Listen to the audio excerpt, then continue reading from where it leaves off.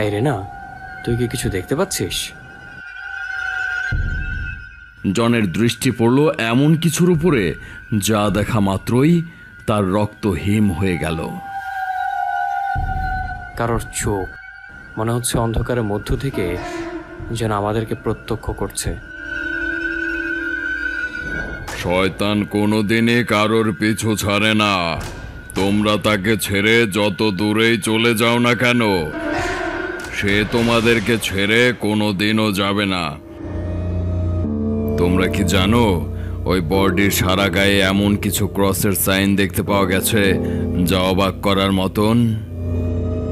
Father শিরো নিজের লেখা চিঠির একেবারে শেষে ঠিক এই রকমেরই একটি চিহ্ন অঙ্কন করে গিয়েছিলেন। He is coming for you.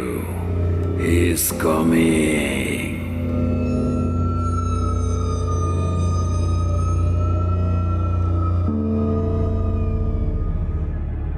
আপনারা শুনছেন আপনাদের প্রিয় ভয়ের কথা চ্যানেলটি, যেখানে শুনতে পারবেন বাংলা ও বিশ্ব সাহিত্যের সব ধরনের গল্পকথা, ভৌতিক, তান্ত্রিক, গোয়েন্দা, রহস্য, সকল ধরনের গল্পকথা শুনতে পারবেন আমাদের ভয়ের কথা চ্যানেলে। আপনাদের ভালোবাসা ও সহযোগিতা আমাদের একান্ত কাম্য। আমাদের আজকের গল্প সঞ্চারী ভট্টাচার্যের কলমে অলৌকিকের সন্ধানে সিরিজ বই রহস্য। বিভিন্ন চরিত্রে থাকছে বর্ণালী, দিগন্ত, দেবজ্যোতি, নাজমুল এবং আমি ফাহাদ। গল্পটা যদি ভালো লাগে প্লিজ গল্পতে একটা লাইক করে দেখবেন এবং আমাদের চ্যানেলটা সাবস্ক্রাইব করে রাখবেন। শুরু হচ্ছে অলৌকিকের সন্ধানে।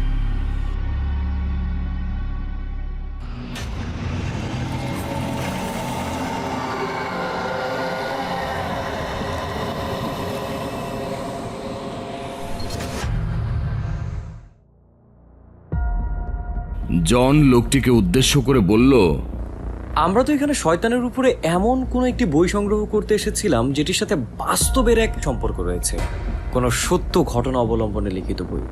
এই বইটি সম্পর্কে জানবার পর আমার কৌতূহল এমনিতেই আরো বেড়ে গেছে। কাজেই আমি ঠিক করেছি যে এই বইটিকেই আমি কিনব।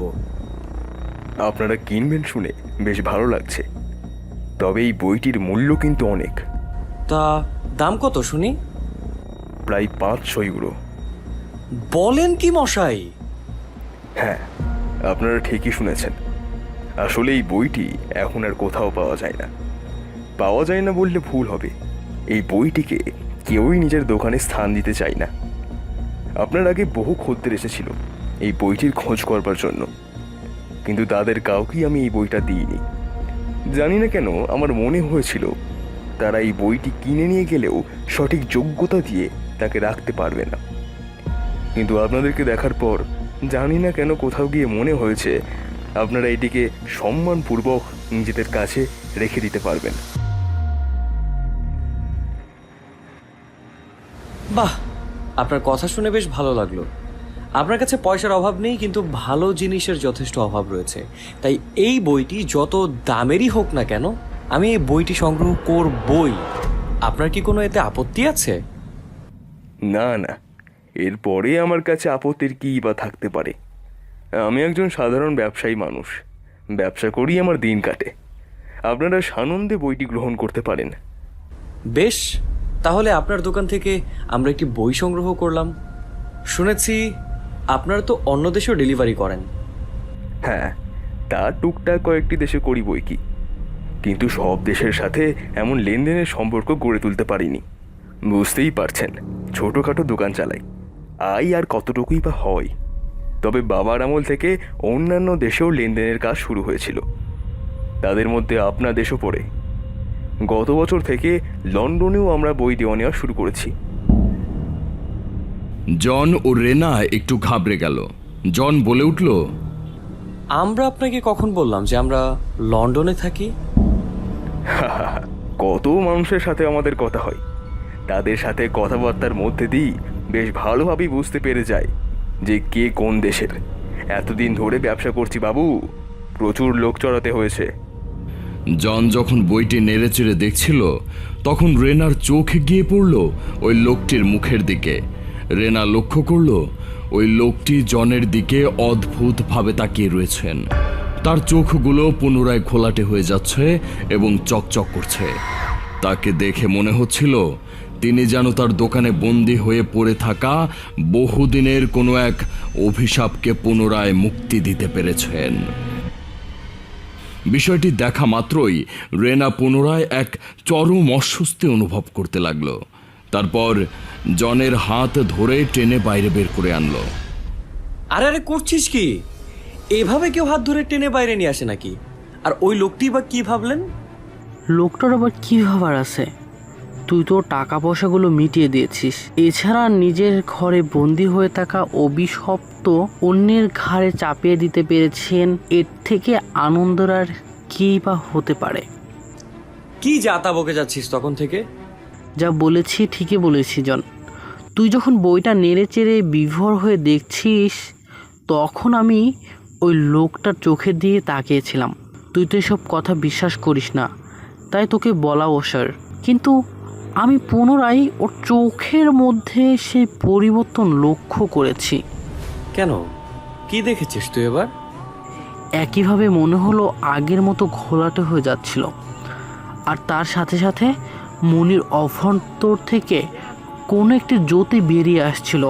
ঘরটি অন্যরকম চকচক করছিল, দেখা মাত্রই সারা শরীর ঠান্ডা হয়ে যেতে পারে এমন।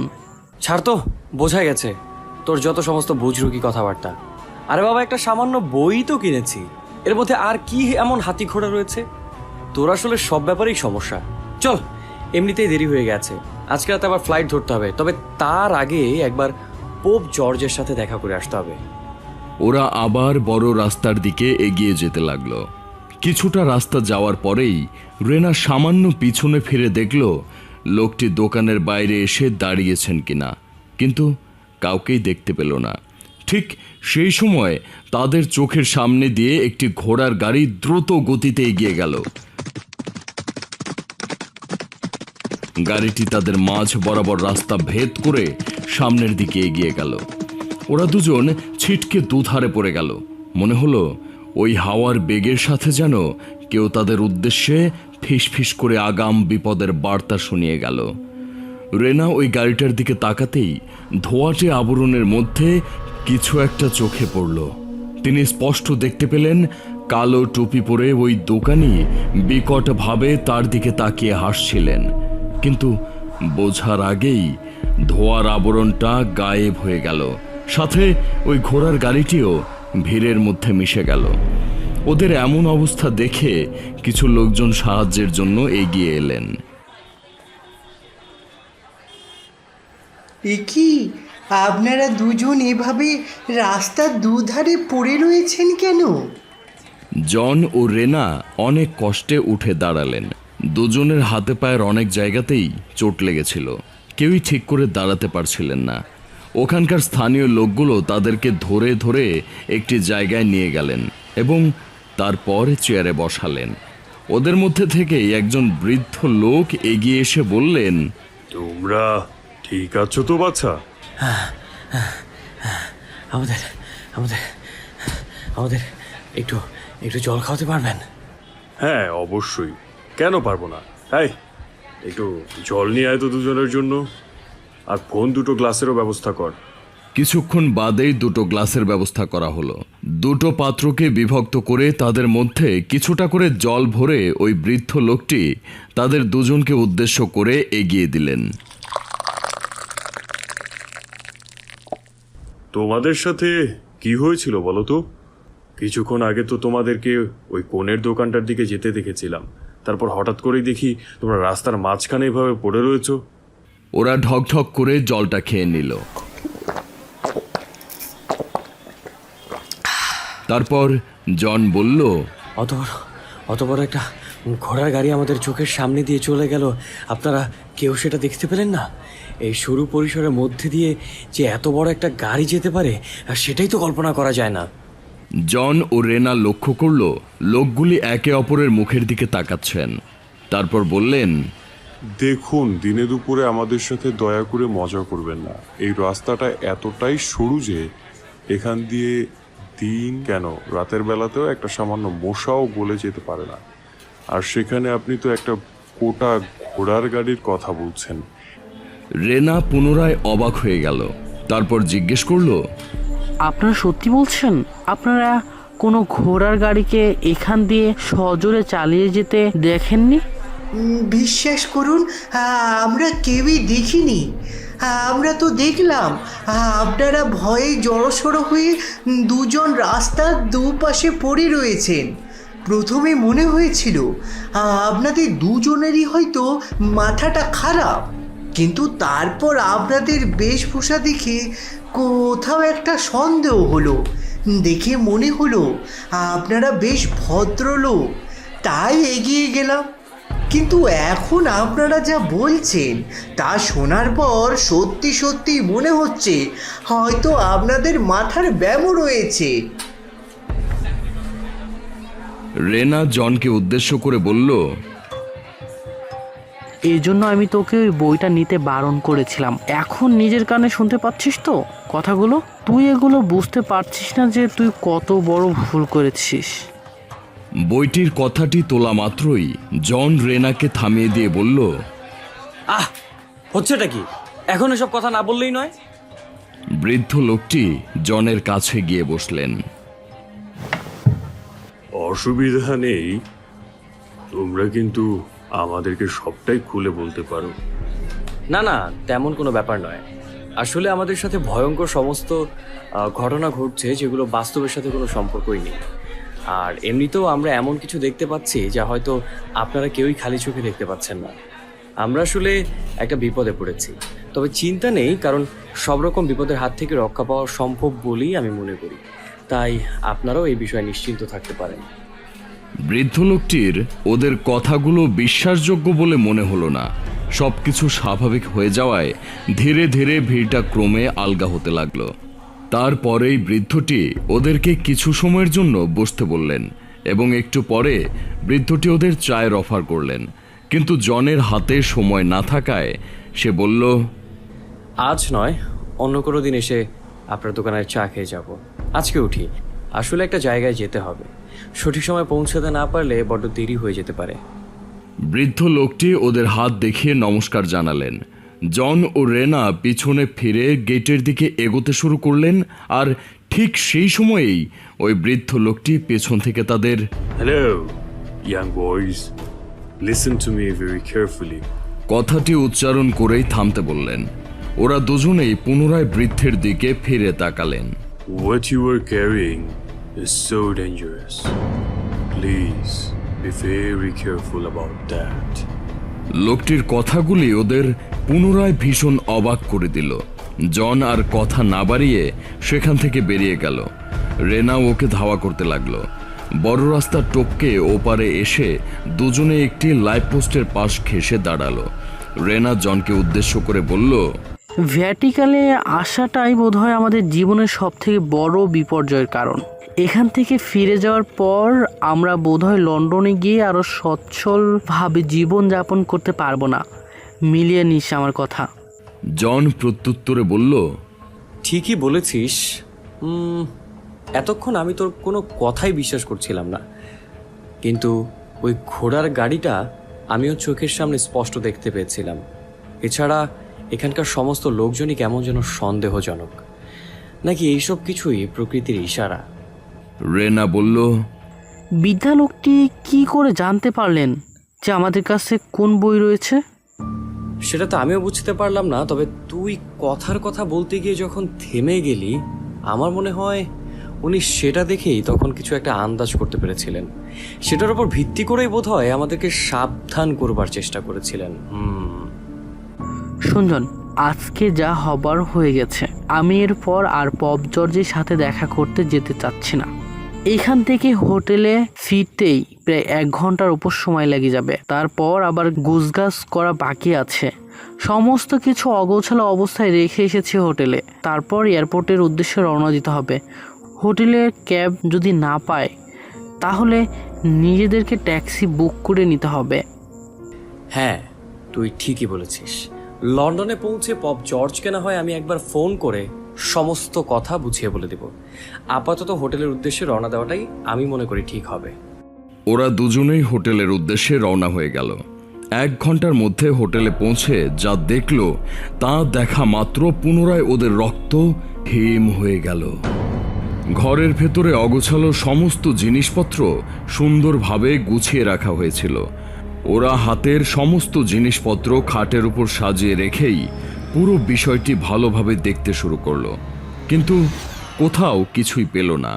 রেনা বলল, এটা কি করে সম্ভব জন? আমাদের জিনিসপত্রগুলো তো সুন্দর করে সব গুছিয়ে রাখলো কে? চারিদিকে সব কিছু অগোছালো অবস্থায় তো পড়েছিল।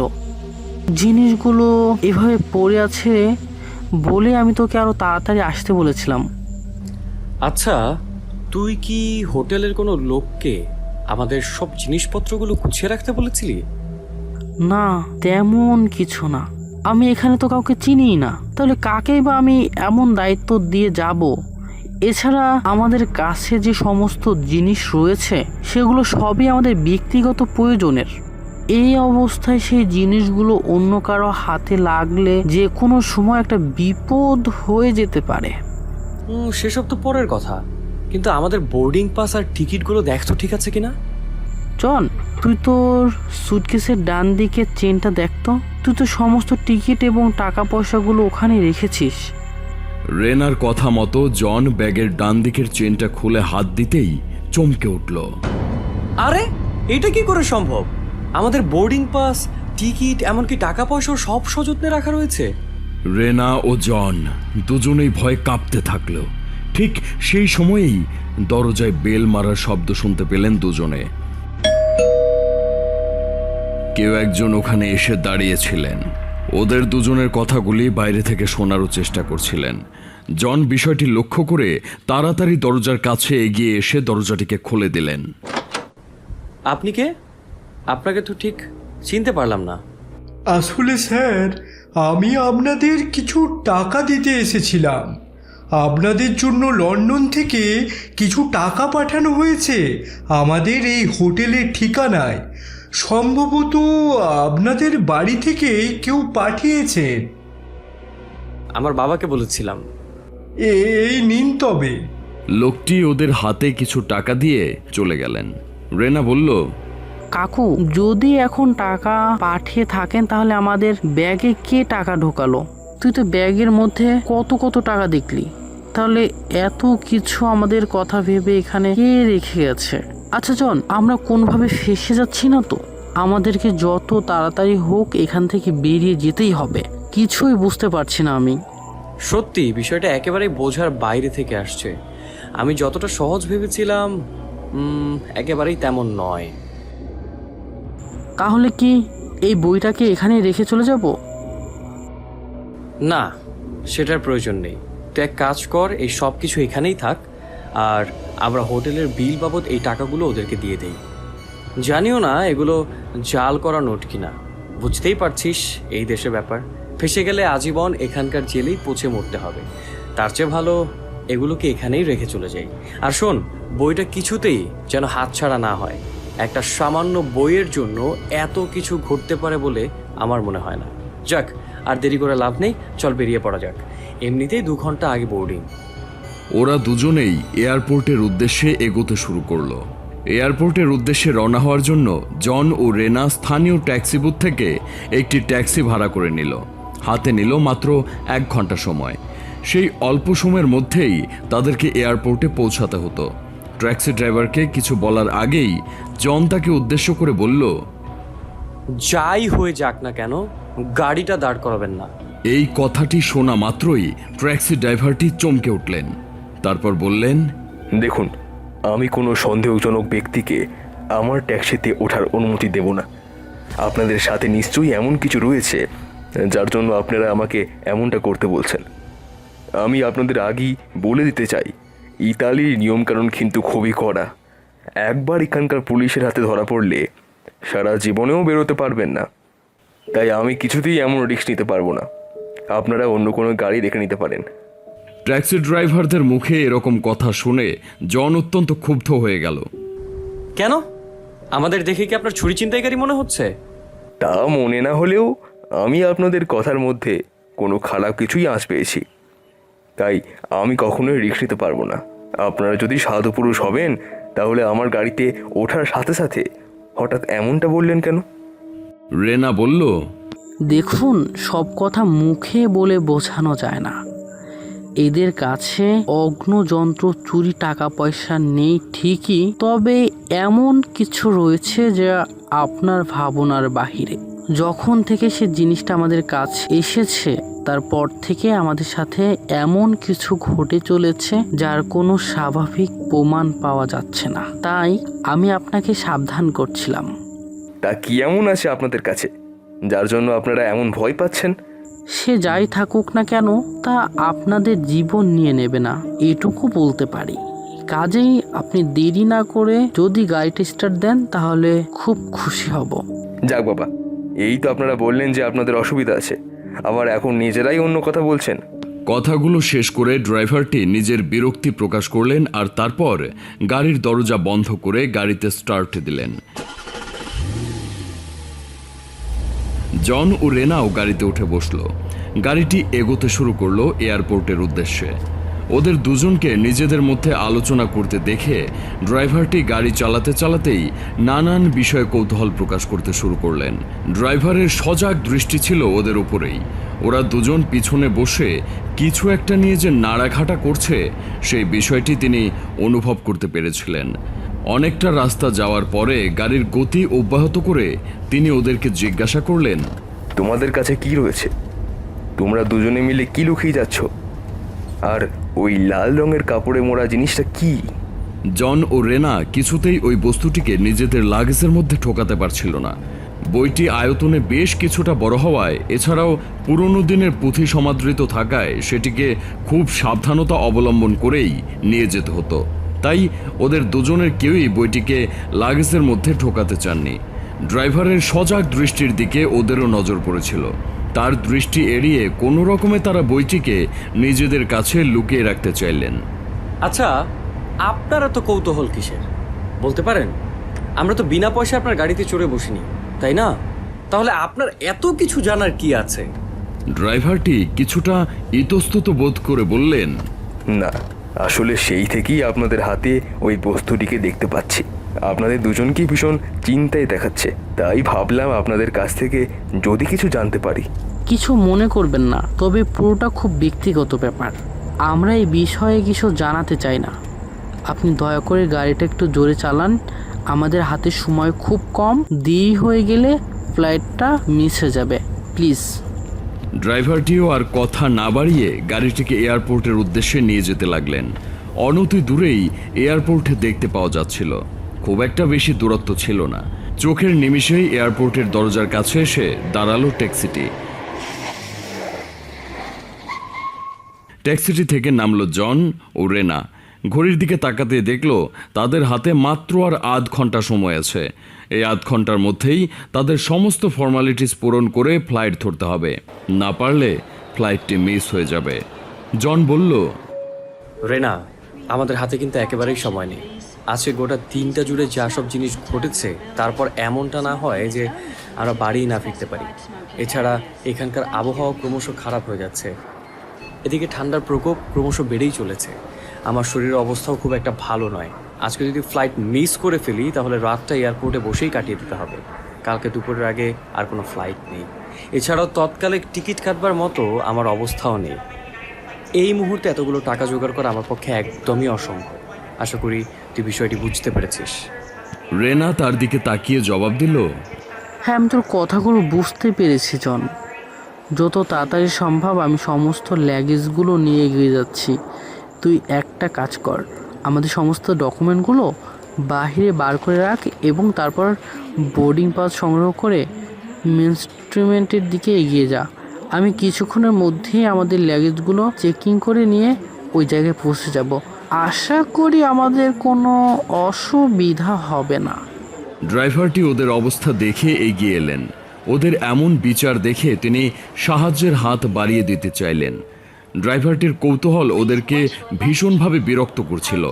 আর কথা না বাড়িয়ে ড্রাইভারটিকে উদ্দেশ্য করে বলল, আপনি যে আমাদেরকে কষ্ট করে এয়ারপোর্ট পর্যন্ত পৌঁছে দিয়েছেন, এটাই যথেষ্ট। আপাতত আপনার কাজ এখানেই শেষ। এই নিন আপনার পারিশ্রমিক, বাকিটা আমি সামলে নিতে পারবো। আপনাকে এই বিষয়ে আর কোনো দুশ্চিন্তা করতে হবে না। ওদের কথাগুলো শুনতে খারাপ লাগলেও ড্রাইভারের কাছে একজন আগন্তুক হিসেবে এটাই যথেষ্ট ছিল। একজন বাইরের লোকের সাথে যেমন ব্যবহার করা উচিত ওরা হয়তো তেমনটাই করেছিল। এটা ভেবেই তিনি চুপ করে রইলেন। রেনা গাড়ির ডিকি খুলে 2টি সুটকেস এবং একটি ডাফেল ব্যাগ নামিয়ে নিলেন। সেটিংয়ে যাওয়ার আগে ওই বইটিকে সুটকেসের একটি ধার ঘেঁষে ভেতরে ঢুকিয়ে দিলেন। রেনাকে এমন করতে দেখে জন বলল, তুই যে ওরকমভাবে বইটাকে ঢুকিয়ে দিলি সেটা কি তোর খেয়াল আছে? বইটা তো যে কোনো মুহূর্তে ছিঁড়েও যেতে পারে। সেটা কখনোই হবে না, আর যদি হয়েও যায় তাহলে আমাদের কিছুই করণীয় নেই, কারণ এখানকার চেকিং মারাত্মক স্ট্রিক্ট। যদি জিনিসটাকে হাতে নিয়ে যাওয়ার চেষ্টা করি তাহলে এখানকার লোকাল পুলিশের হাতে ধরা পড়ে যেতে পারে। তাছাড়া এই বইটা সমস্ত ইতালিয়ান ব্যান হয়ে গেছে। আমাদের কাছে এরকম একটা বই দেখলে কিন্তু যে কোনো লোকই সন্দেহ করতে পারে। কাজেই এটা এমন লাগে যে রাখা উচিত যেটি আমাদের সাথে যাবে না। এটা প্লেনের ল্যাগেজ সেকশনে পাঠিয়ে দেওয়া হবে। আমাদের সাথে শুধু হ্যান্ড ল্যাগেজটাই থাকবে। প্লেনে ওঠার আগে ওরা পুনরায় হ্যান্ডব্যাগটাকে সার্চ করে দেখবে। কাজে আমাদের মনে হয় বইটাকে ল্যাগেজ সেকশনে পাঠিয়ে দেওয়া ভালো। রেনার বুদ্ধির প্রশংসা করাই ছিল জনের একমাত্র গুরুত্বপূর্ণ কাজ। বরাবরের মতোই সে দেখে এসেছিল উপস্থিত বুদ্ধি যদি কারোর বেশি থাকে তাহলে তা হচ্ছে রেনারই। সেই বিষয়টি উপলব্ধি করলো এবং ওর পিঠে চাপড়ে বলল, বেশ, ঠিক আছে, আমি তোর সিদ্ধান্ত মেনে নিলাম। তুই এবার যা যা ফর্মালিটি রয়েছে সেগুলো কমপ্লিট করে নে। আমি বরং বোর্ডিং পাসগুলো কালেক্ট করে আসি। কোথায় প্লেন দিয়েছে সেটা আমি তোকে ফোন করে জানিয়ে দিচ্ছি। ফোনটা নিজের কাছেই রাখিস। কথাগুলো শেষ করেই জন লঞ্চ সেকশনের দিকে এগিয়ে গেল। এয়ারপোর্টের মধ্যে যথেষ্ট ভিড় ছিল। একাধিক লোক সেদিন লন্ডন ফিরছিলেন। ইতালিতে শতাধিক ঠান্ডা পড়ে যাওয়ার দরুন অনেকেই লন্ডন প্রত্যাবর্তনের সিদ্ধান্ত নিয়ে ফেলেছিলেন। ওরাও দুজন ছিল তাদেরই একজন। ওদের উদ্দেশ্য যে সম্পূর্ণরূপে ভিন্ন ছিল এই বিষয়টির কথা আর কেউই জানতে পারেননি। রেনা নিজের হাতের সাহায্যে বইটিকে যে করেই হোক সকলের নজর থেকে দূরে সরিয়ে রাখবার চেষ্টা করছিলেন। সুটকেসের বাম দিকের ছোট খাপটিতে বইটিকে সযত্নে ঢুকিয়ে রাখা সম্ভব হয়েছিল। চেকিংয়ের কাজ সম্পূর্ণ হয়ে গেল। অন্যদিকে জন বোর্ডিং পাস দুটিও সংগ্রহ করে নিতে পেরেছিলেন। নির্দিষ্ট সময় মতো তারা দুজনেই লঞ্চের কাছে উপস্থিত হয়ে গেল। তাদের হাতে ছোট ডাফেল ব্যাগটি ছাড়া আর কিছুই ছিল না। সেগুলির চেকিং সম্পূর্ণ হয়ে যাওয়ার পর তাদের দুজনকেই ফ্লাইটের ভেতরে প্রবেশ করতে দেওয়া হলো। ফ্লাইট নির্দিষ্ট সময় মতোই ইতালির মাটি ছেড়ে লন্ডনের উদ্দেশ্যে পাড়ি দিল।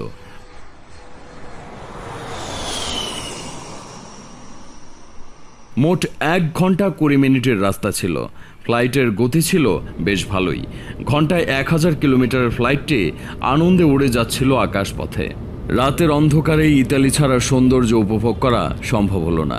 ডান দিকে তাকাতেই জনের দৃষ্টি পড়ল এমন কিছুর উপরে যা দেখা মাত্রই তার রক্ত হিম হয়ে গেল। এই রেনা, তুই কি কিছু দেখতে পাচ্ছিস? না, আমি তো অন্ধকারের মধ্যে কিছু দেখতে পাচ্ছি না। তুই কি এখানে আবার কিছু দেখতে পাচ্ছিস নাকি? আমি জানি না কেন মনে হচ্ছে ফ্লাইটের ডানার উপর কিছু একটা ঝুলছে। সেটা মাঝে মাঝে ঝুলছে আবার নিভে যাচ্ছে। কারোর চোখ মনে হচ্ছে অন্ধকারের মধ্য থেকে যেন আমাদেরকে প্রত্যক্ষ করছে। আসলে মেঘের প্রহর কেটে প্ল্যানটা এগিয়ে যাচ্ছে সামনের দিকে। এই প্রবল দ্রুত তার দরুন তোর চোখ এমন অনেক কিছু পড়তে পারে যা হয়তো অস্বাভাবিক। তবে সেসব নিয়ে এত মাথা ঘামানোর দরকার নেই, বরং কাজ কর, এই বইটা পড়। কথাটি শেষ করেই রেনা ব্যাগ থেকে শেক্সপিয়ারের লেখা ম্যাকবেথ বইটি ওর হাতে ধরিয়ে দিলেন।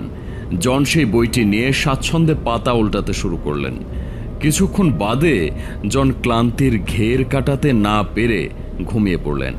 রেনা ওর গায়ে পাতলা চাদরটি টেনে দিলেন। এরপর এক ফ্লাইট অ্যাটেন্ডেন্ট তাদের দিকে এগিয়ে এলেন। আপনারা রাতে কি খাবেন স্যার? আমরা সামান্য কিছুই খাবো, সফট ড্রিঙ্কস আর তার সাথে ম্যাগি অথবা যে কোনো হট ফুড। আশা করি আপনাদের সেই ব্যবস্থা রয়েছে।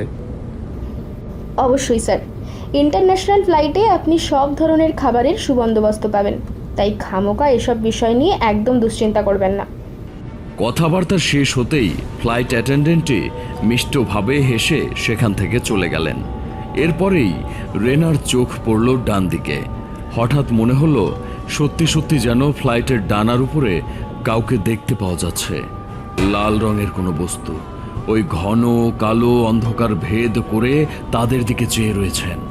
বিষয়টি দেখা মাত্রই সে অত্যন্ত ঘাবড়ে গেল, কিন্তু নিশ্চিত হওয়ার জন্য বাকি দুটি দিক হাত দিয়ে ঢেকে গোটা বিষয়টিকে প্রত্যক্ষ করতে লাগলো রেনা। সারি সারি মেঘ একের পর এক দানা বেঁধে এগিয়ে যেতে লাগলো। দ্রুত গতিতে ধাবমান ওই ফ্লাইটের চারপাশে সারিবদ্ধভাবে মেঘগুলো থাকার দরুন কোনো কিছুই পরিষ্কারভাবে লক্ষ্য করা গেল না। এছাড়াও রাত্রিবেলা অন্ধকার ওই পরিবেশের মধ্যে কোনো লাল বস্তু কি আদৌ কোনো অস্বাভাবিক কিছুর বার্তা হয়ে আনতে পারে কিনা, এই বিষয়টি নিয়েও তারা ভীষণভাবে চিন্তিত হয়ে পড়েছিলেন। কিছুক্ষণের মধ্যেই ফ্লাইট অ্যাটেন্ডেন্টটি ওদের জন্য রাতের খাবার নিয়ে এলেন। খাবারটি ওদের সামনে রাখতেই জনের ঘুম ভেঙে গেল। সুন্দরী মেয়েদের প্রতি বরাবরই জনের ক্রাশ ছিল। চোখ খোলা মাত্রই ফ্লাইট অ্যাটেন্ডেন্টটিকে চোখের সামনে দেখেই সে হাঁ করে তাকিয়ে রইল। Would you like to have something sir? Flight অ্যাটেন্ডেন্টের সুমিষ্ট কণ্ঠস্বর এবং সৌন্দর্যের দিকে হাঁ করে তাকিয়ে থাকতে ইচ্ছে করছিল জনের, কিন্তু রেনার মুখের দিকে তাকাতেই সে নিজের ইচ্ছাকে সম্ভ্রম করবার জন্য চেষ্টা করতে লাগলো। দেখো, রাতের খাবারটা চুপচাপ খেয়ে নেওয়াই ভালো। একটি কথার মধ্যে দিয়েই জনের কাছে গোটা ব্যাপারটা পরিষ্কার হয়ে গেছিল।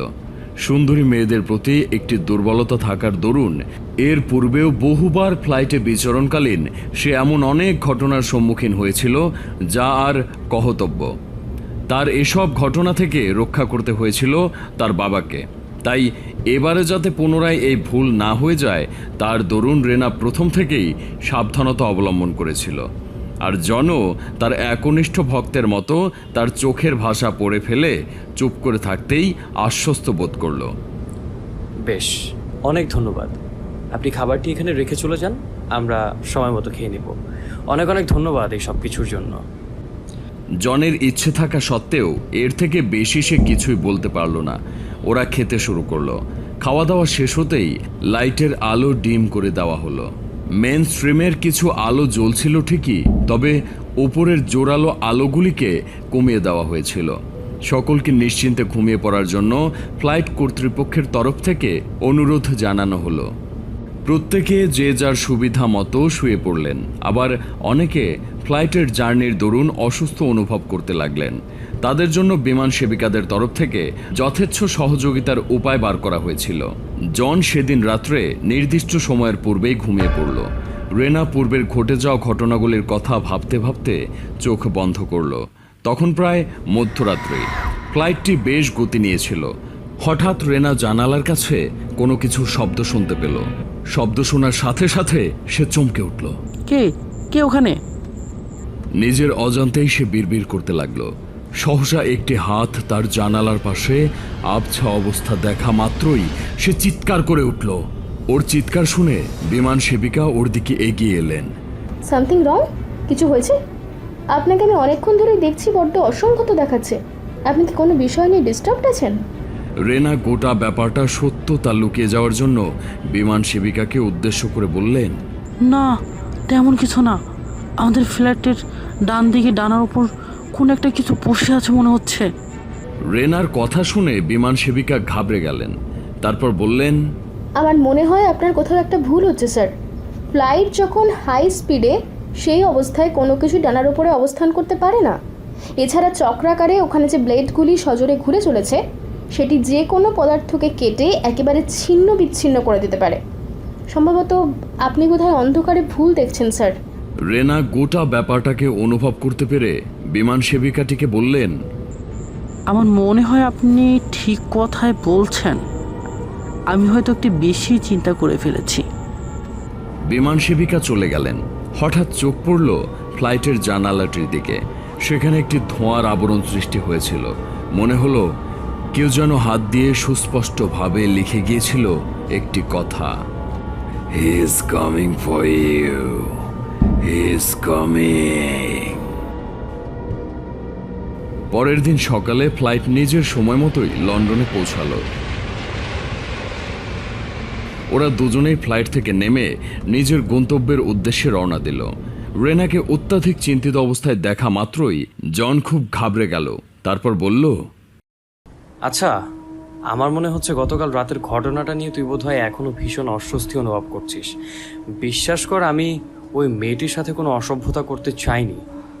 কালকে রাতের পর থেকে তুই আমার সাথে ভালোভাবে একটু কথাও বলছিস না। কোথাও কোনো অসুবিধা হয়েছে কি? তাহলে তুই আমাকে জানাতে পারিস।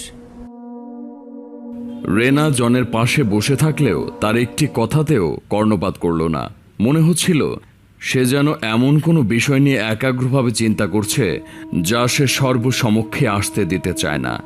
বইটির বিষয়ে বলা পূর্বের কথাগুলি পুনরায় তার মনের মধ্যে জায়গা করে নিতে চাইল। দোকানের ওই ভদ্রলোকটি তাকে এই বইটির বিষয়ে এমন কিছু তথ্য বলেছিলেন যা ছিল যথেষ্ট অস্বাভাবিক। এই বইটির সাথে জড়িত ইতিহাস ক্রমাগতভাবে তার নিজের দৃষ্টিভঙ্গি বদলে ফেলতে চাইছিল।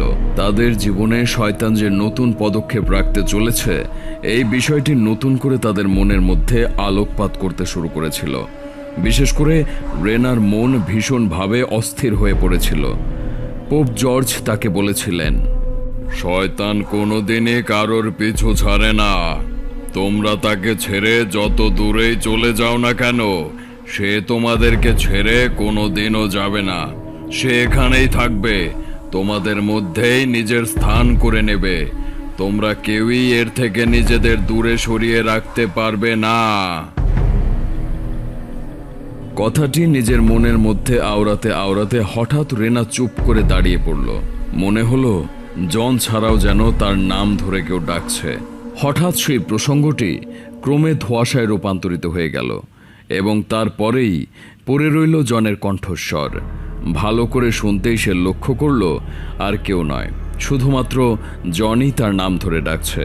এরকমটা যে একবার ঘটেছিল তা নয়, এর পূর্বেও ইতালিতে থাকাকালীন তার সাথে এমনটা বেশ কয়েকবার ঘটেছিল। একা একা রাস্তায় ঘুরে বেড়াবার সময় সে লক্ষ্য করত কেউ যেন তার পিছু নিচ্ছে। এমনকি এমন পরিস্থিতির সম্মুখীন হতে হয়েছিল যখন তার মনে হতো অজান্তেই যেন কেউ তার নাম ধরে ডাকছে। এই বিষয়গুলি জনের কাছে লুকিয়ে গেলেও বর্তমানে ঘটা ঘটনাগুলির সাথে তার জীবন অঙ্গাঙ্গিভাবে জড়িত। এমন অবস্থায় জনকে এই বিষয়টির সত্যতা জানানো ছাড়া রেনার কাছে আর কোনো উপায় অবশিষ্ট ছিল না। আমি তোকে ডাকছি তো নাকি? সে কখন থেকে আমি তোর সাথে কথা বলতে চাচ্ছি, অথচ তুই অন্যমনস্ক হয়ে রাস্তা দিয়ে হেঁটে যাচ্ছিস। আমি যে তোর পাশে আছি, একটা জলজান্ত মানুষ তোর পাশ দিয়ে হেঁটে যাচ্ছে, সেদিকে তোর কোনো ভ্রুক্ষেপই নেই। রেনার এবার সম্বিত ফিরল। সে এমন একটা মুখ করে জনের দিকে চেয়ে রইল যেন এতক্ষণের হওয়া ঘটনাগুলির কথা সে কিছুই জানে না। হ্যাঁ রে বাবা, আমি তোর সাথেই কথা বলছি। ওরকম হা করে আমার দিকে তাকিয়ে রয়েছিস কেন? না, আসলে তেমন কোনো ব্যাপার নয়। তুই যখন গতকাল ওই মেয়েটির দিকে এমনভাবে তাকিয়েছিলি, তখন আমার জানি না কেন হঠাৎ মনে হলো তুই এমন কিছু ঘটাতে পারে যা হয়তো পূর্বের থেকেও ভয়ঙ্কর। এসব ঘটনাগুলির মধ্যে দিয়ে যদি ফেসে যেতিস, তাহলে আমার মনে হয় পরিস্থিতি আরও খারাপ হয়ে যেতে পারত। তাই আমি তোকে সাবধান করতে গিয়েছিলাম। আমি জানি তোর জীবনটা একমাত্র তোরই, আর তোর ব্যক্তিগত স্বাধীনতার হস্তক্ষেপ করার বিন্দুমাত্র ইচ্ছা আমার নেই। পারলে তুই আমাকে ক্ষমা করে দিস, কেমন? রেনার মুখে এই কথাগুলি যথেষ্ট বেমানান লাগছিল। তার মধ্যে যে একটা আমূল পরিবর্তন ঘটতে চলেছে এবং সেটি অচিরেই দুমদুমার গতির মধ্যে দিয়ে ঘটে আসছিল, এই বিষয়টি আন্দাজ করা জনের পক্ষে খুব একটা কষ্টকর ছিল না। আমার জানি না কেন মনে হচ্ছে যে তোর মধ্যে একটা অনাবশ্যক পরিবর্তন এসেছে মনে হচ্ছে। যখন থেকে তুই বইটা নিজের কাছে রেখেছিস, তারপর থেকেই তোর কথাবার্তার মধ্যে একটা অসঙ্গতি লক্ষ্য করতে পারছি। সাধারণ বিষয়গুলোকে নিয়ে তুই এত বেশি চিন্তা করছিস যেন মনে হচ্ছে সেটা এক্ষুনি আমাদের চোখের সামনে ঘটে যেতে পারে। রেনা কিছুক্ষণ চুপ করে থেকে বলল, আমারও সেটাই মনে হয় জানি জন। আমি তোকে কয়েকটা কথা বলতে চাই। গতকাল রাতে তুই প্লেনের জানালার বাইরে কিছু একটা দেখার কথা আমাকে জানিয়েছিস। তোর কিসের কথা মনে আছে? হ্যাঁ, সত্যিই তো। ওইদিকে এমন কিছু ছিল যে বিষয়টা চোখে পড়া মাত্রই আমার ভীষণ ভয় লেগেছিল। আমি তোকে এই ব্যাপারটার কথা জানিও ছিলাম, কিন্তু তুই আমার কথা একেবারেই গণ্য করলি না আর বললি না না ও পাশে কিছুই নেই। কেন, তারপরে কি তুই কিছু দেখেছিলিস? শোন, ওইসব ব্যাপারগুলো নিয়ে আমি এখানে আলোচনা করতে চাই না। কিছু একটা ছিল, এ ব্যাপারে আমিও নিশ্চিত। যদি আমি এইসব বিষয়গুলো নিয়ে তেমন একটা মাথা ঘাটাইনি, কিন্তু তারপরেও আমার মনে হয় আমি এমন কিছু দেখেছি যা হয়তো আমার দেখা উচিত ছিল না। তুই যখন গতকাল ঘুমিয়ে পড়েছিস, তারপর আমি আরও দুবার জানালার ওই দিকটায় তাকিয়েছিলাম। ব্যাস এতটুকু আপাতত এখন বলবো। হাতে সময় খুব কম, শুধু এটুকু বলতে পারি, যা ছিল সেটা মোটেই স্বাভাবিক কিছু ছিল না। কেন এখন বলতে পারবি না কেন? আমরা তো লন্ডনে পৌঁছে গেছি, এখান থেকে বাড়ি ফিরতে আর কতটা সময় লাগবে? এছাড়া আমার বাবা আজকে তোকেও বাড়িতে যেতে বলেছেন। আজকে ওনার জন্মদিন, মনে আছে তোর? তুই বাড়িতে না গেলে কিন্তু বাবা ভীষণ রাগ করবে। হ্যাঁ তাই তো, আজকে তো আবার কাকুর জন্মদিন। আমি তো কাকুর জন্য কিছু কিনে আনতে ভুলে গিয়েছিলাম, উনি যদি আবার ভুল ভাবেন। আরে না রে বাবা, তুই বাবাকে এতদিন ধরে দেখছিস অথচ কিছুই বুঝতে পারলি না? একেবারে বোকাই রয়ে গেলি। যাক ছাড়, বাদ দে, ওইসব কথা না হয় পরে হবে। একদিন মডেল পার্কে দেখা করে গোটা ব্যাপারটা সম্পর্কে আলোচনা করে নেওয়া যাবে, কারণ ওই জায়গাটা বেশ নিস্তব্ধ থাকে। আর যদি মনে হয় যে বাইরে কোথাও দেখা করার সমীচীন হবে না, তাহলে তুই এক কাজ করিস, আমার বাড়িতেই না হয় চলে আসিস। জনের কথাগুলি বেশ যুক্তিসঙ্গত ছিল। রেনা কথা না বাড়িয়ে বলল, আচ্ছা বেশ বেশ, চল তাহলে কাকুর বার্থডে সেলিব্রেট করা যাক। ওরা একটি ট্যাক্সিতে উঠে পড়ল। তারপর সেটি 5th ওয়েলস স্ট্রিটের দিকে এগিয়ে যেতে লাগলো।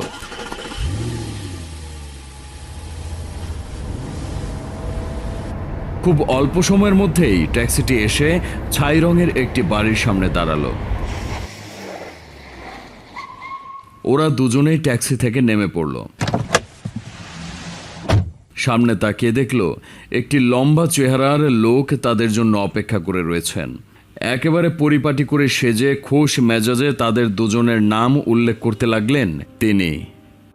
Welcome home, welcome home. লোকটির কথার মধ্যে দিয়েই একটি গাম্ভীর্যের প্রকাশ পাওয়া যাচ্ছিল।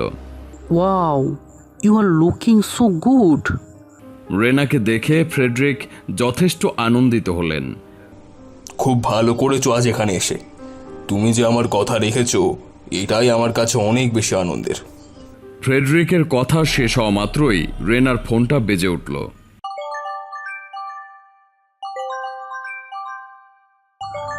জন, পপ জর্জ আমাদের ফোন করছেন, ফোনটা কি তুলে নেব? হ্যাঁ হ্যাঁ হ্যাঁ, অবশ্যই তুলে নে।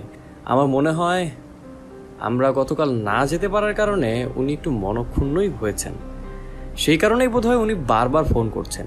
তবে ওনার সাথে যাই বলিস না কেন, আমাদের সাথে কি কি ঘটেছে এই ব্যাপারগুলো চট করে বলতে যাস না, তাহলে সেটা নিয়ে অবাঞ্ছিত প্রশ্ন উঠবে এবং তার উত্তর দিতে দিতে তোর মুখ ব্যথা হয়ে যেতে পারে।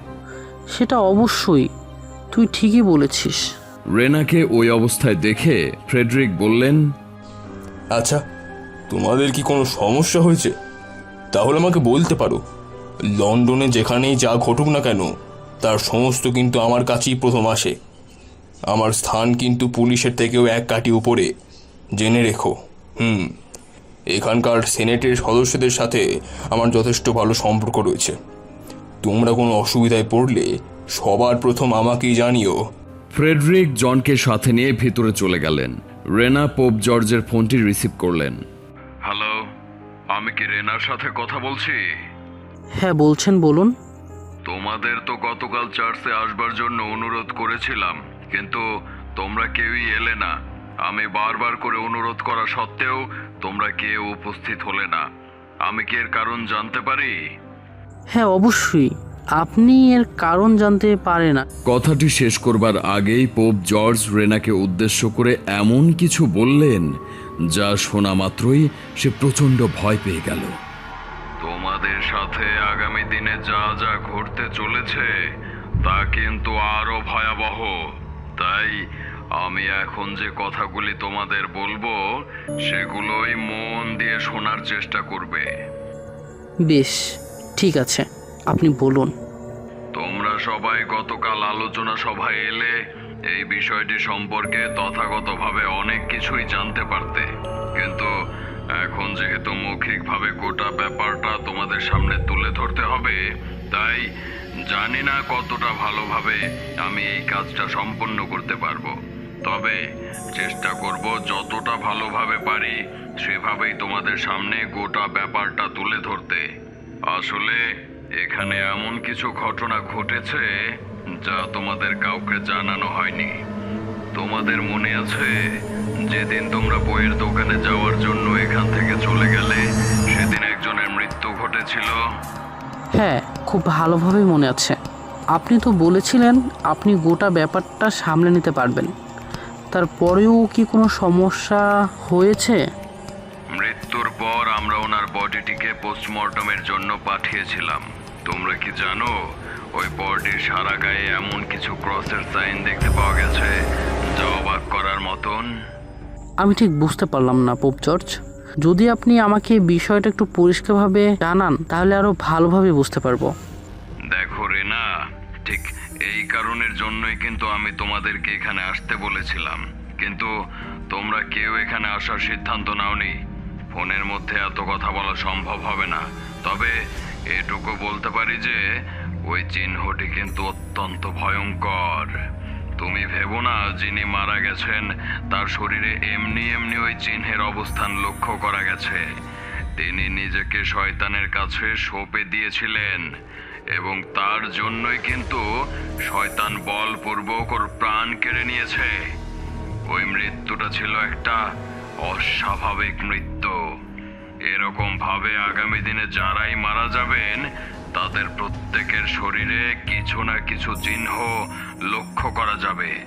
আর শুধুমাত্র তাই নয়, মৃত্যুর পূর্বে তারা এমন কিছু নিজের চোখে দেখতে পাবেন যা হয়তো অন্য কেউই দেখতে পাবে না।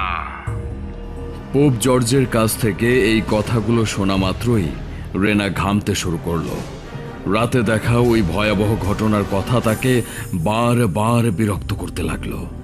মনে হলো এমন কিছু যা সে নিজের চোখের সামনে দেখেছে তা হয়তো এরকমই একটি চিহ্নের সাথে নিজেকে যুক্ত করতে পারে, এবং এই সাংকেতিক চিহ্নগুলির যে শয়তানকে তার দিকে আহ্বান করবে এই বিষয়ে নিশ্চিত সে হয়ে গেল। নিজেরই অসঙ্গতিতে কিছুটা লুকিয়ে ফেলার চেষ্টা করে রেনা বলল, আপনি এতটাই নিশ্চিত হতে পারছেন কি করে? আমরা যে হসপিটালে খেতে গিয়েছিলাম সেখানে ওই পেশেন্টের শরীরেও আমরা এই রকমের একটি চিহ্ন দেখতে পেয়েছিলাম। তোমরা এই বিষয়টা নজর করতে পেরেছিলে কিনা জানি না, তবে এটুকু বলতে পারি ফাদার শিরো নিজের লেখা চিঠির একেবারে শেষে ঠিক এই রকমেরই একটি চিহ্ন অঙ্কন করে গিয়েছিলেন। তোমাদের হাতে ওই চিঠিটা পৌঁছায়নি, তাই আমিও তোমাদের এই ব্যাপারটা সম্পর্কে জানাতে দিইনি। ভেবেছিলাম এই চিহ্নের হয়তো কোনো তাৎপর্যপূর্ণ ব্যাখ্যা হতে পারে না, কিন্তু গতকাল যখন ওই ব্যক্তিটির মৃতদেহের পোস্টমর্টমের রিপোর্ট আমার হাতে এসে পৌঁছালো তখন ডাক্তারের কাছে থেকে আমি ওই চিহ্নের বেশ কিছু ছবি সংগ্রহ করেছিলাম, যেটি দেখার সাথে সাথে আমার ওই চিঠিতে থাকা চিহ্নের কথা মনে পড়ে গিয়েছিল। ওই চিহ্নের সাথে মৃত ব্যক্তির শরীরে অঙ্কিত চিহ্নগুলোর যথেষ্ট মিল ছিল। এই বিষয়গুলি জানবার পর রেনা আরো ভয় পেয়ে গেল। তারপর সে বলল, বেশ ঠিক আছে, কিন্তু আমি আপনাকে একটা বিষয়ে অনুরোধ করেছিলাম, সেটা বোধহয় আপনার স্মরণে নেই। আমি আপনাকে বলেছিলাম এসব ব্যাপারের মধ্যে আমাদেরকে আর না টানতে। আপনি বোধহয় সেই কথা ভুলে গেছেন।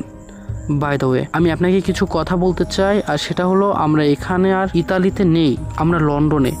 রাতের ফ্লাইটে আমরা লন্ডনে ফিরে এসেছি, আজকে সকালে লন্ডনে পৌঁছেছি। এখানে এসে আমার নতুন করে নিজেদেরকে জীবিকার খোঁজ করব। জন প্রথম থেকে একটু অন্য ধরনের থাকায় ভিন্ন ধরনের শখ ওর মধ্যে ছিল, আর ধরে নিন সে শখ পূরণের উদ্দেশ্যে সে ইতালিতে গিয়েছিল। ভ্যাটিকালে আমাদের সাথে যা যা ঘটেছে সেটা আমরা কখনো কল্পনা করতে পারিনি, তবে এটাকে একটা ভয়ঙ্কর অতীত বলে আমরা ভুলে যেতে চাই। দয়া করে এই বিষয়গুলোকে নিয়ে আর টানবেন না। আর একটা কথা, আমি আপনাদের সাথে কোনোভাবেই যোগাযোগ করতে চাই না। আশা করি আপনি বিষয়টা বুঝতে পারবেন।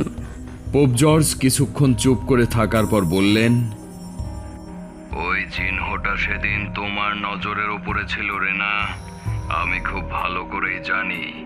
এরপরে তোমরাও এমন কিছু নিশ্চয়ই দেখতে পাবে যা তোমাদেরকেও আমার সমস্ত কথাগুলো বিশ্বাস করতে বাধ্য করবেন। আমি সেদিন তোমাদের পাশে থাকবো। তোমরা আমাকে দূরে সরিয়ে দিতে পারো ঠিকই, কিন্তু শয়তান কোনোদিনই তোমাদেরকে দূরে সরিয়ে দেবে না। আমরা প্রত্যেকেই মারা যাব, তবে নির্দিষ্ট সময়ে। শয়তান যখন চাইবেন তখন। আমি তোমাকে শুধু এটুকুই জানাবার জন্য ফোন করেছিলাম। তোমরা বর্তমানে কোথায় রয়েছো সেটা জানাটা খুব একটা গুরুত্বপূর্ণ নয়। তোমরা এমন এক শক্তির সম্মুখীন হয়েছো যা যে কোনো মুহূর্তে তোমাদের উপর প্রভাব বিস্তার করতে পারে, পৃথিবীর যে কোনো প্রান্তে এসে পৌঁছে যেতে পারে। তাই সর্বদা নিজেদেরকে সাবধানে রেখো। দুশ্চিন্তা করো না, আমি তোমাদের পাশে আছি এবং আগামী দিনেও থাকবো।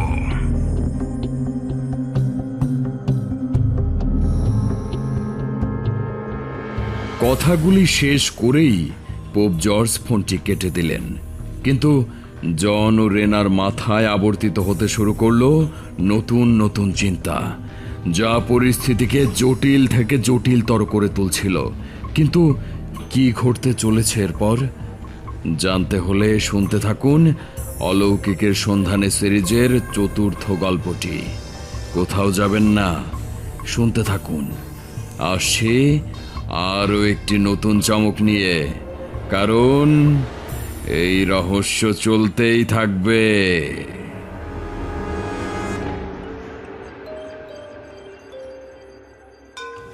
ভয়ের কথাতে আজকে শুনলেন সঞ্চারী ভট্টাচার্যের কলমে অলৌকিকের সন্ধানে সিরিজ বই রহস্য। গল্পটা যদি আপনার ভালো লাগে তাহলে প্লিজ গল্পটাকে লাইক এবং একটা কমেন্ট করবেন, এতে করে আরও অনেক মানুষ গল্পটা শুনতে পারবে। আশা করি আপনি আপনার বন্ধুদের সাথে গল্পটি শেয়ার করবেন। ভয়ের কথা নতুন একটা গল্প নিয়ে হাজির হবে ঠিক আগামী সপ্তাহে। ভয়ের কথাকে সাবস্ক্রাইব করে সাথে থাকুন। ধন্যবাদ।